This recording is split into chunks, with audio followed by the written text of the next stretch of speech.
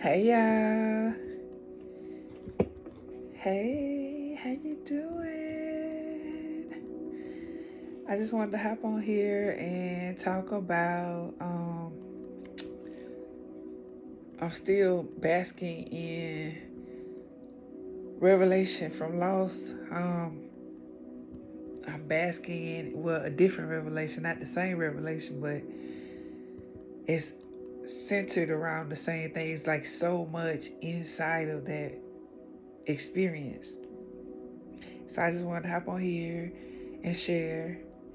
Um, the way that he gave it to me is like, there's something to be said about. And then he just started rattling off and rattling off and rattling off. And so I had to write it down. And when I wrote it down, um, the revelation just has captured my heart, has stirred me, edified me, encouraged me, uplifted me, um, revealed and exposed me, like my heart, my where I am, where I thought I was. This experience has been beyond my understanding, beyond what I know, and it has really just opened up my eyes to see, to hear, and to know him in a deeper way, to know him in a way in which I have not known him. And so it's just refreshing, revitalizing, rejuvenating. It's just, whew. I think I still have some of the residue from prayer, like this morning. Like the way in which I pray is different. The way in which I devote myself to him is different. The way in which I approach him is different. The way in which I speak and I think and I do and everything that I am right now is just different. It's just different. Like this revelation is just, I feel like a flower that's like the leaves are starting to fall off, and what's inside is starting to come up, shoot up, rise up, and just be, and it's just, the sight is beautiful. The imagery is beautiful. The I see things like the way he speaks to me sometimes are in pictures. Sometimes it's images, but that come before my eyes, and I see, and it's just beautiful. So I just want to share from this place of there's something to be said about. That's the whole, every point that he gave me, he just kept saying that. There's something to be said about. And then he said it. And then there's something to be said about. And it just kept coming back to back to back to back to back. But anyways, so we're gonna jump in. We're gonna hop in. So there's something to be said about getting up after loss. Yesterday was convicting, was eye-opening. That's one of the experiences that I was telling you about, that I didn't know I was there, but I was there. That's one of the experiences where what I needed to do was made plain. The instructions were made plain. The what he wanted me to do was made plain. And where my heart was, that's the impact. That's the part that really stirred me. That's the part that really just shook me and really got me into prayer and talking to him and communing with him. And what do I need to do? Help. I need your help. I can't do this by myself. And so getting up out, there's something to be said about getting up at the loss. I was actually sitting, complacent, going through the motions, praying as usual, reading the word as usual, talking the talk but not walking the walk. and not staying in the spirit, not moving in the spirit, but just going by what I know and not by his spirit. It's a whole different thing. And so the word came and he said, it's time for you to get up. It's time for you to get up. The exact thing that he said to me was,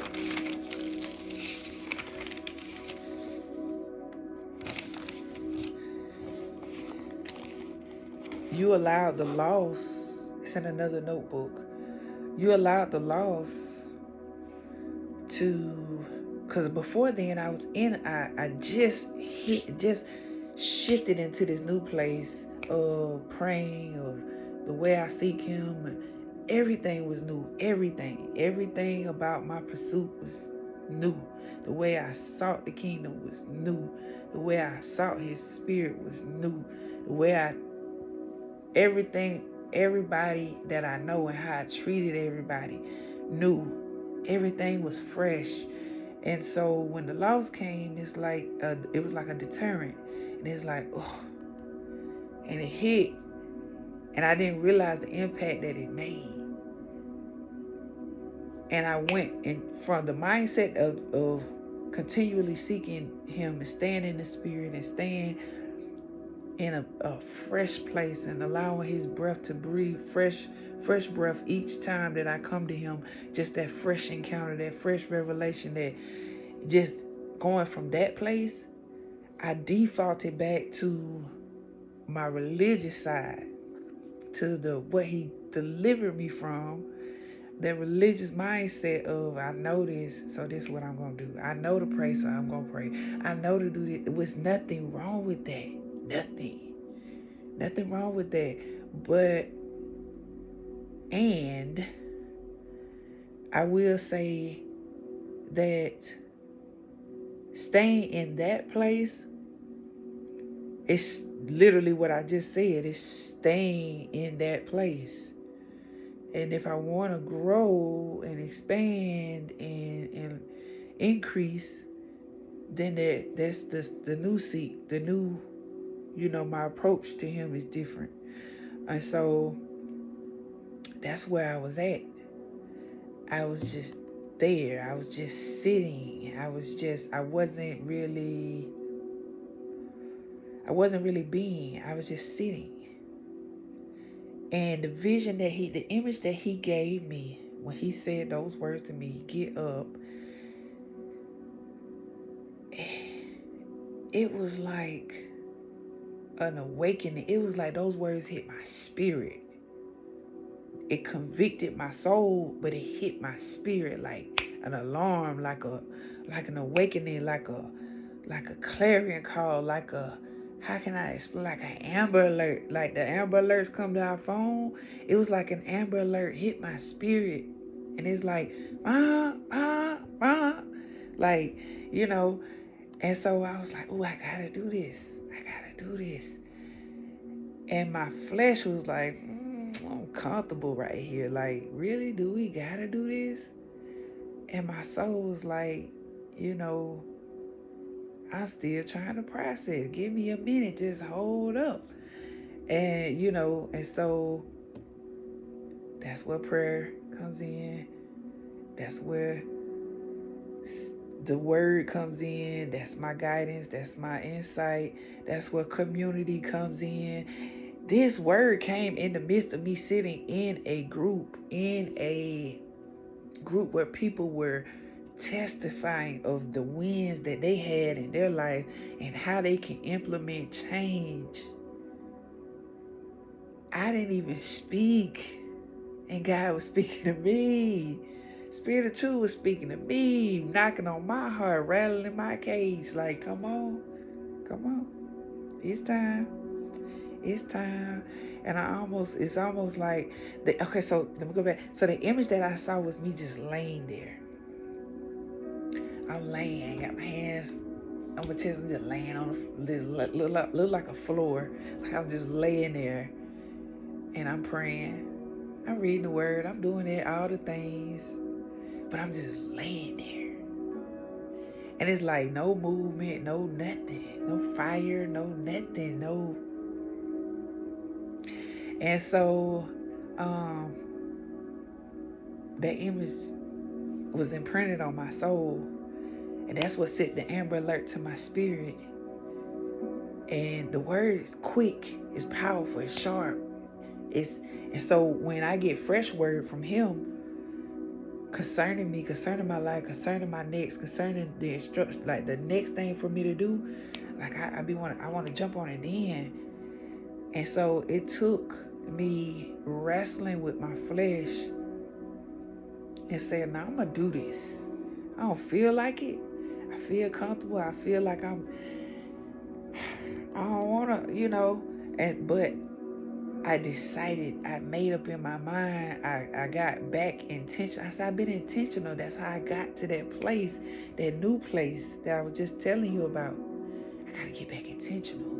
I got to get back, I understand why I'm doing what I'm doing. I got to get back intentional. And so it was a stirring, not only that, but I began to like ponder and think on that word and chew on that word last night. And it was like, okay, this is it right here. This is the love of the Father. Because if he didn't love you, he wouldn't correct you. He wouldn't get you back in alignment if he didn't love you. He trying to tell you this way. Get right. Like this way. This is the way. Go there in. And I felt the love. I felt peace. I'm like, okay, yeah, this is what, and I'm gonna get into the community part of it a little bit down from here. I'm not gonna go into that just yet, but getting up involved a lot of things. I had to be decisive. I had to be intentional. I had to stay connected, and not just fall by the wayside. So, so this is another thing that he said. There's something to be said about remaining submitted and lost. So after I got the word about getting up, I had to make a conscious decision to remain submitted, even though my flesh was like, I'm good. We good. What you doing? We good. I had to say, nah, I'm going to submit. I'm going to do this the right way. I'm going to do this the way he wants me to do this. And the way in which he wants me to do this. I want to stay in his will. So there's something to be said about the power that is released through obedience and loss and impact that occurs outside of my control. It's like as soon as I made the decision, as soon as I got intentional and I started moving in that direction, my heart was just like shifted, like, I'm going to do this. My mind, I'm going to do this. It brought my emotion subject. It brought my body into subjection. Everything lined up with that decision that I made, with the intentionality that I made. I was empowered by his spirit. That's the only way I can explain it. His spirit empowered me inside to do what it is that I know that he was calling me to do. And that's just coming to him, just prayer, just reconnecting, keeping that connection strong, keeping that bond strong, remaining in truth, staying in truth. And so that's the power that was released through obedience. Even though I encountered loss, even though I had loss that was unexpected, that was outside of my control, I had no control over it, and I didn't cause it, I didn't make it happen. It wasn't me reaping what I sowed. It was more or less like, this is something that is testing. This is something that is proving. Like I was talking in the other video, it's like this was a proving. What's in your heart? What's in there?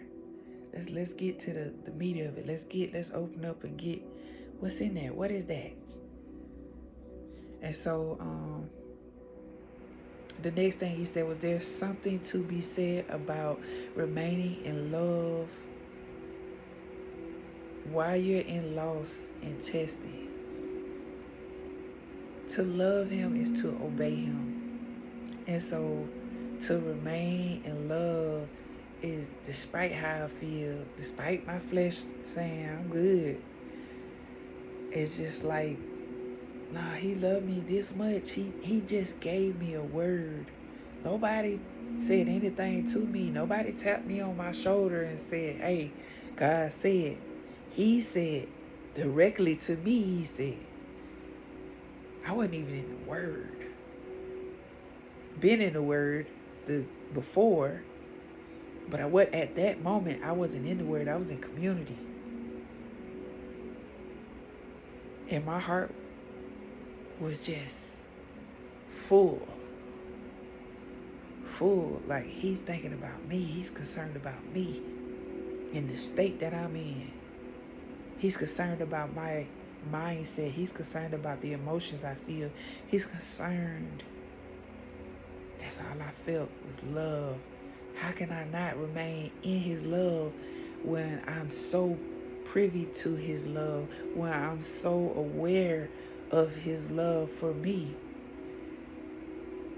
So I believe that came through the power too that opened up that revelation. Something about when you connect with the Spirit, it opens up so much. So much. It's like a presence that's never ending. Like you tear that, like a Christmas present that you rip the paper off of, and there's another paper. There's more paper. Gotta rip through that paper. There's more paper. You rip through that paper. Then there's a box. You open the box. Then there's more paper. Rip through that paper. And it's never ending. It's never ending. It's never ending till you get to that one thing. You're like, oh man, all this was revealed for me to get this. Ooh, I feel special. I feel loved. And so the next one, there's something to be said about who remains after loss. What settles after loss? The residue and the connections that are made in loss or after loss. This is where it comes to community. So who remains after loss? Like in my time of loss, it wasn't intentional, but a lot of things, a lot of people, a lot of people strayed away, got cut away, and it was almost like I was stripped of these people to see him. And what settled after the loss, the residue, that is what was uncovered about my heart towards him, about my heart towards my purpose, about my heart towards my condition, about my heart towards me really evolving and prospering in this place. What settled showed me the foundation that I was on, the foundation that was being laid. The foundation, the chief foundation is Jesus Christ. But the foundation that's laid on that is the foundation that I build through faith. That foundation is strong. That foundation is like an anchor that's dropped down in the ocean. One of them 50-pound, or not 50-pound, but them heavy, like a ton anchor. A ton anchor, 3-ton anchor going down in the ocean. Can't be pulled up unless there's a mighty force, a force bigger than myself. So, and the connections that are made in the loss, that's the new community that I surrounded myself around. Just being led by the Spirit. Things put before me, people put before me. I connected with these people And it was the best decision that I ever made, because I never would have known that I was laying out like that. I never would have known that I needed to get up. I never would have known that I was still in this low place, or that I was complacent and just the vision of, I just was lying there. I was still doing all the things, but I was laying down. I wasn't up. I was laying down.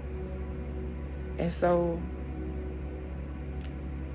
from all of this, I learned that the greatest thing in this whole thing was that my heart, how was my heart towards him? How was my heart in the midst of the loss? Everything that I had been pouring in, all the knowledge that I had been pouring in, everything that I had been reading, everything that I had been praying, everything that I had been giving, everything I had been saying, speaking, it solidified. It solidified. And it became real. And that anchor became stronger. And it's almost like it's more was pressed down on it. More was pushed down on it. Because my foundation is built on the rock. My foundation is built on the rock. I started building on him. I started building on his principles. I started building on his mindset and what he did when he was living, when he was walking the earth. He's still alive today, but when he was walking the earth, before he died on the cross for us, for me, for you, that's the foundation. That's the foundation that I built on. And it won't waver. Like in the testing, in the fire, in the proving, in the midst of the loss, the foundation still remained. And so that's why I was able to see the residue. That's why I was able to see what settled, what was still remaining after. And the greatest thing that I saw in the midst of all of it was my heart. It was my heart. My heart towards him. My heart towards he what he's done and who he's been. And it just really